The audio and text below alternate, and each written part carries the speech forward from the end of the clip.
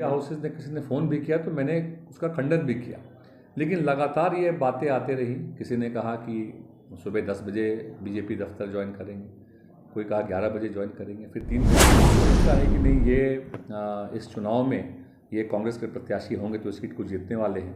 तो कहीं ना कहीं ये विरोधियों के द्वारा इसको होते हैं, लेकिन चुनाव के ऐन वक्त पे टिकट के दावेदारी में वो सारे लोग आपके विरोधी हो जाते हैं। इस तरह की बातें जो हैं अभी इनफैक्ट 1 घंटा पहले भी एक न्यूज़ चैनल में ही चला कि हटिया से बीजेपी से अजयनाथ शाह जो लड़ेंगे। ये सरासर बेबुनियाद बातें हैं। पिछले 3-4 दिनों से इस तरह की बातें आ रही हैं, क्योंकि इस बातों में कोई तथ्य नहीं था। और जो भी मीडिया हाउसेस ने किसी ने फ़ोन भी किया तो मैंने उसका खंडन भी किया, लेकिन लगातार ये बातें आते रही। किसी ने कहा कि सुबह 10 बजे बीजेपी दफ्तर ज्वाइन करेंगे, कोई कहा 11 बजे ज्वाइन करेंगे, फिर 3 बजे ज्वाइन करेंगे, और ये लगातार इस तरह की बातें आते रहीं। और इसके पीछे कहीं ना कहीं साजिश है और जो हमारे विरोधी हैं, क्योंकि लगातार मैं पिछले 5 वर्षों से हटिया विधानसभा में कांग्रेस के टिकट से चुनाव लड़ने के बाद जो लगभग 1 लाख वोट मिलने के बाद भी हम लोग जीत नहीं पाए थे। मैं लगातार लोगों के बीच रहा, उनके साथ, उनके एक परिवार के हिस्से की तरह, उनके सुख में दुख में हर जगह मैं साथी की तरह खड़ा रहा।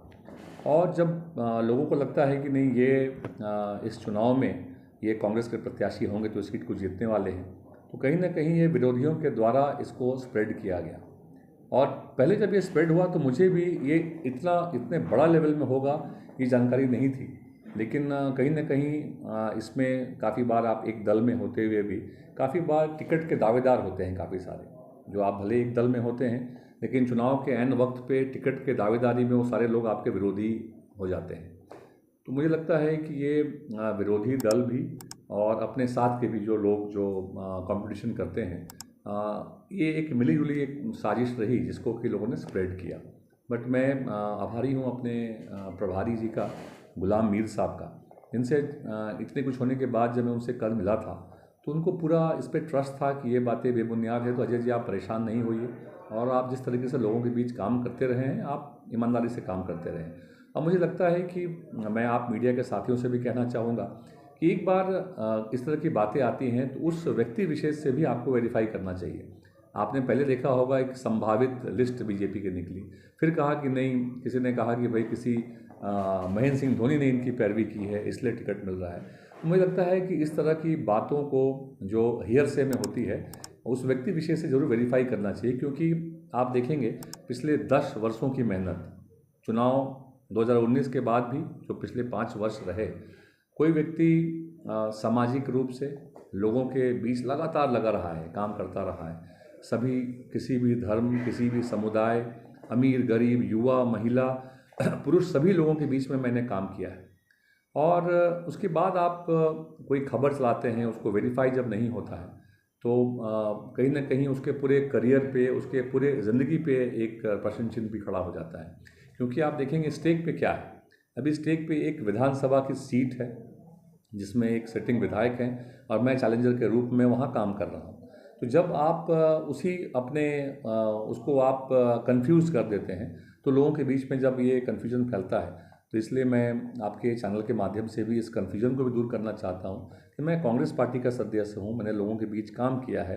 अब मुझे विश्वास है लोगों के ऊपर में कि उनके प्यार और विश्वास के आधार पे हम लोग इस चुनाव को जीतेंगे। और कांग्रेस पार्टी के ऊपर भी मुझे विश्वास है कि जब मैंने लोगों के बीच में काम किया है तो वो हमारी ईमानदारी, मेरी मेहनत को समझेंगे। पार्टी के हर कार्यक्रमों में पिछले 5 वर्षों में मैंने ईमानदारी से मेहनत की है, तो कोई कारण नहीं है कि पार्टी मुझ पर विश्वास न रखे। बट एक बात, जब कभी कुछ बुरा भी होता है तो उसका एक अच्छा पहलू भी है। अच्छा पहलू ये है कि जब ये बातें आई कि बीजेपी का टिकट इनको मिल गया है 3 दिन पहले, जब पहली बार, पिछले 3 दिनों में कम से कम मुझे लगता है मैं घर से निकल नहीं पाया, क्योंकि लगातार लोग, करीब 10,000 से 15,000 लोग मुझे मिल के गए। और उसमें से लोगों ने कहा कि आप जो भी करेंगे हम आपके साथ हैं। तो मैंने कहा करे ऐसी कोई बात नहीं।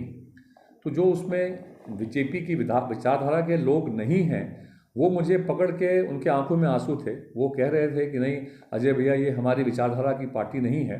तो हमें इस बात को, जब आपने ये कह दिया कि ऐसी कोई बात नहीं है, तो ये खुशी के आंसू है, क्योंकि हम ये दुखी हो गए थे कि जो पार्टी हमारी विचारधारा की नहीं है आप यहाँ जा रहे हैं। तो कहीं ना कहीं लोगों का ट्रस्ट और विश्वास जो मेरे ऊपर है, मैं उस विश्वास के साथ में मैं उनसे फिर से कहना चाहूँगा कि मेरे लिए चुनाव में जीत या हार या चुनाव की टिकट या ये पोजीशन पाना जो है वो महत्वपूर्ण नहीं है। महत्वपूर्ण ये है कि ईमानदारी के साथ उनके लिए खड़ा होना। हाँ, ये बात ज़रूर है, जब आप एक पोजीशन में रहते हैं तो लोगों के लिए अधिक कर पाते हैं। तो जो मेरे सपने हैं हटिया विधानसभा के लोगों के लिए, उन सारे सपनों को मैं पूरा करना चाहता हूँ। और अगर पार्टी और यहाँ के लोग मुझे मौका देंगे, मुझे पूरा विश्वास है कि हम लोग इस सीट को जीतेंगे और कांग्रेस गठबंधन, इंडिया गठबंधन में सीट के इजाफे करेंगे और यहाँ सरकार भी फिर से बनाएंगे। यानी विरोधी का